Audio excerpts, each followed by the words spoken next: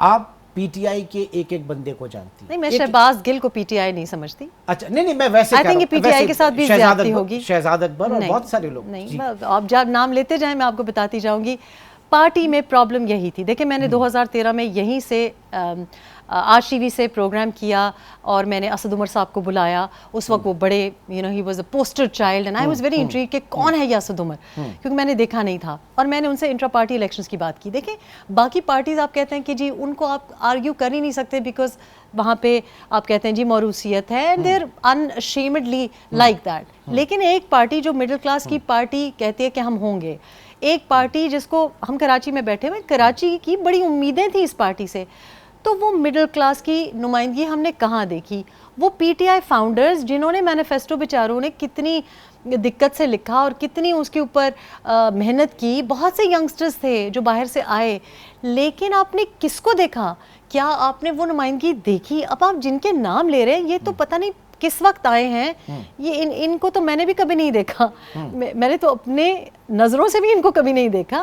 سو یہ بھی P T I کے ساتھ ایک بڑی زیادتی ہے. لیکن یہ بھی کہا جا رہا تھا کہ آپ کی انٹرفیئرنس جو ہے وہ پارٹی معاملات میں بہت زیادہ بڑھ رہی تھی, یہ بھی کہا جا رہا ہے. دیکھیے کہا تو بہت کچھ جا رہا تھا. کہا تو یہ بھی جا رہا تھا کہ میں MI6 ہوں, کہا تو یہ بھی جا رہا تھا کہ جناب میں جہانگیر خان ترین کو جنرل سیکرٹری لگا رہی ہوں. کہا تو بہت کچھ جا رہا تھا, لیکن اس کی ایویڈنس کیا تھی میں آپ کو بتا سکتی ہوں. اور اتنی بڑی کتاب بھی میں نے لکھی ہے جس میں میں نے یہ گزارش کی ہے کہ نہ میں کبھی پی ٹی آئی سیکریٹریٹ گئی, نہ میں کبھی شوکت خانم گئی, نہ مجھے کبھی کسی نے انوائٹ کیا, نہ مجھے کوئی دلچسپی تھی, نہ میں نے کبھی بیٹھ کے استخارہ کیا, نہ میں نے کبھی کسی کا فون اٹھایا, نہ مجھے پتا تھا کہ سینٹ میں کون جا رہا ہے کون کس, کیونکہ میری کوئی دلچسپی ہی نہیں تھی. اب یہ تو ہو سکتا ہے کہ آپ کو فار ایگزامپل اب میرے شوہر ہیں وہ ایک سرٹن بزنس چلاتے ہیں, میں ان کو سپورٹ کرتی ہوں جہاں میری سپورٹ کی ضرورت ہو.